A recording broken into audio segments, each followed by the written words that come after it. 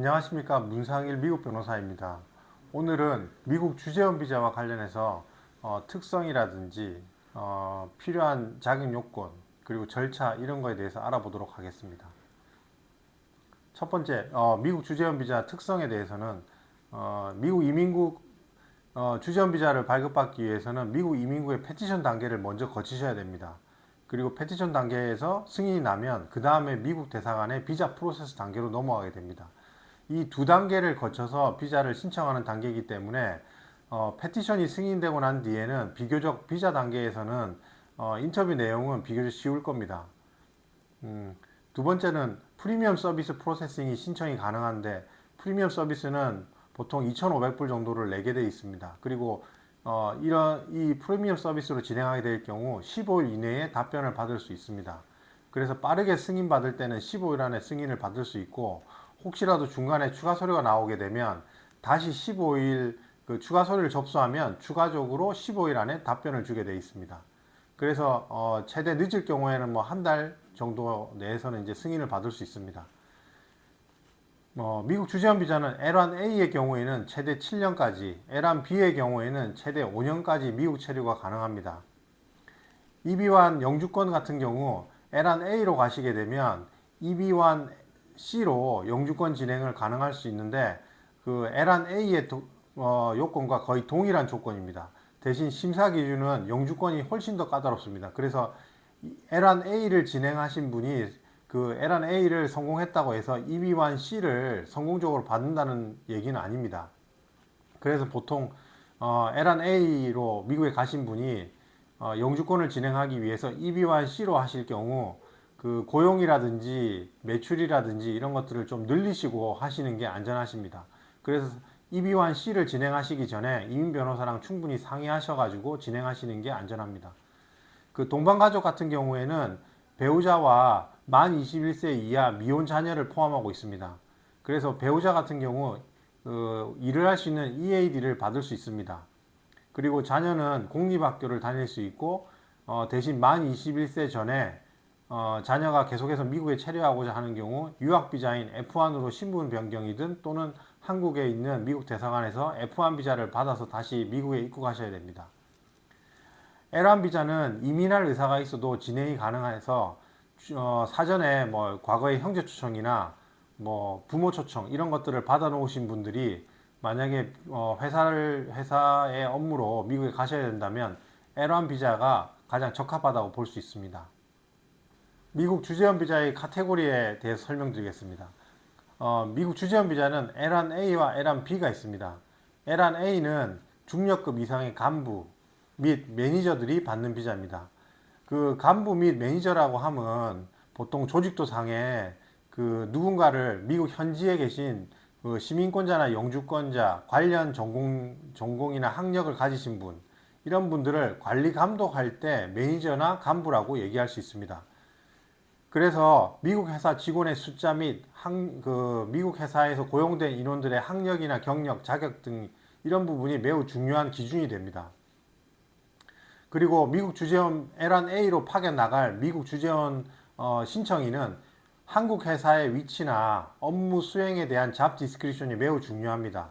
그리고 이러한 한국 회사의 업무 내용이랑 그 다음에 위치, 조직도상의 위치 이런 부분이 미국 회사에 가서도 그대로 그런 업무를 할 수 있다는 증명을 하셔야 됩니다.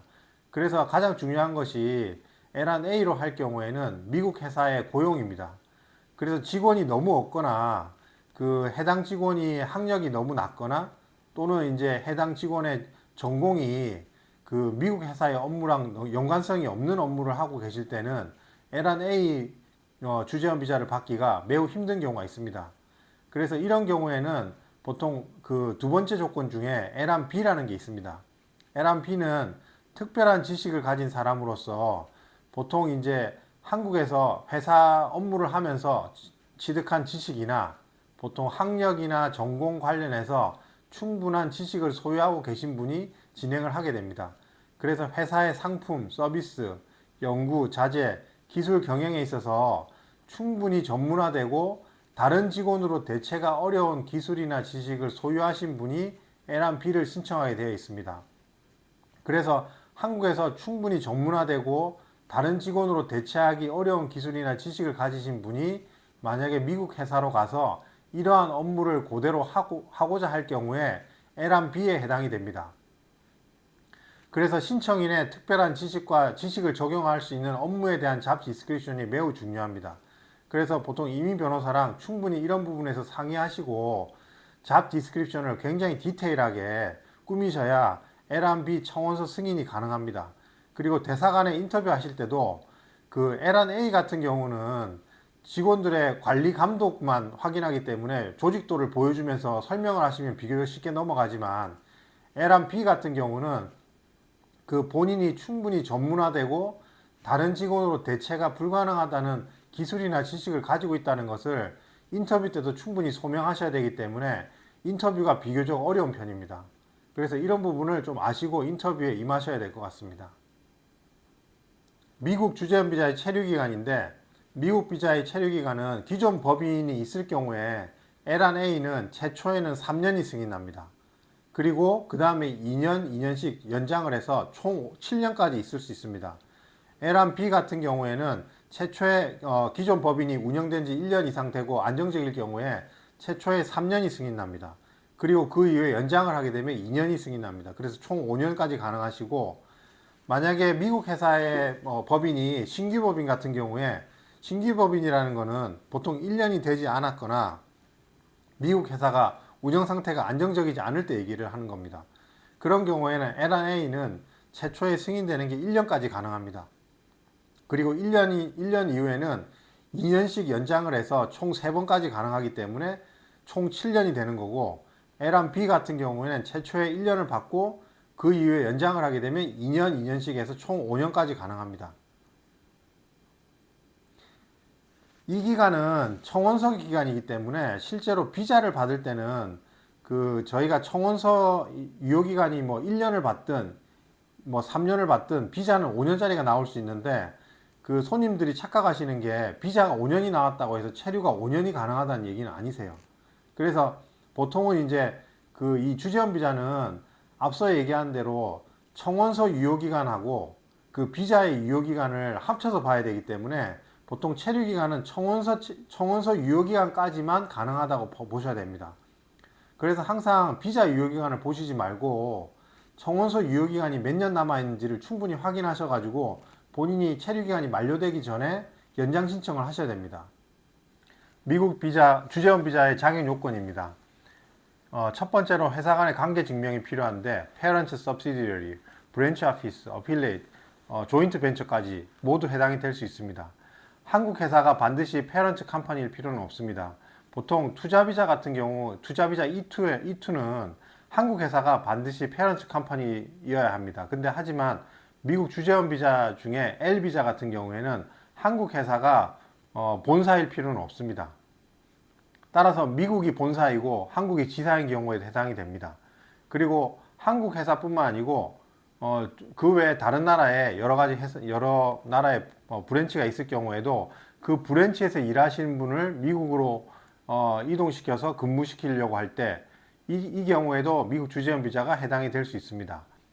두 번째로 파견 직원이 최근 3년 중에 최소 1년 이상을 연속적으로 미국 회사와 연관된 회사에서 근무를 하셔야 되는데 보통 이 조건에 같은 경우 최소 1년을 근무하는 조건이 있다 보니 중간에 미국을 무비자나 관광비자 같은 경우로 수시로 방문하면서 1년을 채우시는 경우가 있는데 미국을 방문한 적이 있는 경우에는 이 1년의 기간에 계산할 때 빠지게 됩니다. 그래서 결과적으로 미국을 자주 방문하시게 되면 계속 그 미국 방문 기간이 빠져서 결국 근무 기간이 더 늘어나셔야 합니다. 그리고 최근 3년 중에 1년 이상이라고 하기 때문에 1년만 근무하면 되는 줄 아는데 실제로 미국 주재원 비자 같은 경우 매니저나 전문 지식에 근거해서 신청하는 비자이기 때문에 근무 기간이 1년만 되면 해당이 안 될 수 있습니다. 그래서 따라서 보통 한 5년에서 10년 정도의 경력이 있으신 분이 미국 주재원 비자를 신청하게 되십니다. 그리고 반드시 이제 전공이나 경력이나 이런 것들은 회사 업무와 연관된 경력을 가지고 계셔야 됩니다. 세 번째로 미국 회사가 신규 회사인 경우 운영한 지 1년 미만인 경우에는 임대계약서와 회사 사진, 사업계획서 이런 것들이 가장 중요한 부분 중에 하나고, 또한 매니저로 갈 경우에는 미국 회사의 직원이 필요합니다. 그리고 미국 주재원의 업무를 지원할 수 있는 재정적, 구조적 능력을 증명하셔야 돼서 한국 회사가 제대로 운영되고 있다는 증명을 하시면서 동시에 한국 회사에서 일정 금액 이상을 미국 회사로 송금을 하셔야 미국 회사가 그 자금을 받아서 운영할 수 있는 능력을 증명할 수 있습니다. 블랭킷 L 비자에 대해서 설명드리도록 하겠습니다. 블랭킷 L 비자는 장점은 청원서 과정이 생략된다는 것입니다. 그래서 비자 인터뷰만 보시면 되는데, 비자 인터뷰만 본다고 해서 비교적 쉽다라고 생각하시는 분들이 있는데, 실제로 미국 대사관의 영사와 인터뷰하실 때 그 청원서 과정이 없다 보니까 영사가 인터뷰를 굉장히 심하게 하는 경우가 있습니다. 그래서 요건이 안 된다고 판단되면 영사가 직권으로 비자를 거절하는 사례가 있습니다. 개인 청원서 과정을 거치는 인디비주얼 패티션을 하시게 되면 청원서 과정에서 USCIS 이민국에서 한번 승인을 받은 케이스라서 대사관의 영사가 인터뷰를 좀 더 쉽게 하는 경우가 있는데, 블랭킷 L 비자 같은 경우에 간혹 인터뷰가 까다로울 수 있습니다. 블랭킷 L 비자를 받기 위해서 자격 요건에 대해서 알아보면, 첫 번째로 미국 내외에 연관된 회사 3개 이상으로 회사들은 실질적으로 교육이나 서비스를 제공하고 있어야 됩니다. 그리고 두 번째로 미국 회사가 최소 1년 이상 운영된 상태여야 됩니다. 그래서 처음에 미국 회사가 설립된 지 얼마 되지 않은 경우에는 블랭킷 L을 바로 진행을 못 하시고 개인 청원서를 접수해서 L1 비자를 받으셔야 됩니다. 세 번째로 지난 12개월 동안 최소 10명 이상의 L비자 청원서 승인을 받은 적이 있거나, 또는 미국 내 회사 연간 매출 최소 2,500만 불 이상이거나, 또는 미국에 최소 1,000명 이상의 직원이 고용되어 있어야 됩니다. 그래서 이 세 가지 중에 하나의 조건을 만족하시면 됩니다. 첫 번째 1, 2, 3 이 과정을 만족하시면 이제 파견자는 블랭킷 L 패티션 승인을 받으신 분들은 미국 이민국에 그 청원서 과정 없이 바로 L1 비자를 미국 대사관에서 바로 신청할 수 있습니다. 물론 파견자는 그 최근 3년에 1년 이상 근무하는 조건은 만족을 하셔야 되고, 이때 신청하는 양식은 I-129S라는 양식을 사용하게 됩니다. 그래서 좀 더 자세한 사항들은 이민 변호사를 통해서 안내 받으시고, 특히 블랭킷 L 같은 경우는 처음에 승인받는 거는 어렵지만 나중에 비자 인터뷰는 비교적 쉬운 과정으로 진행이 되게 되는데, 인터뷰 과정을 그 신청자 입장에서는 좀 까다롭다 보니까 충분히 준비하셔서 인터뷰를 마치셔야 됩니다.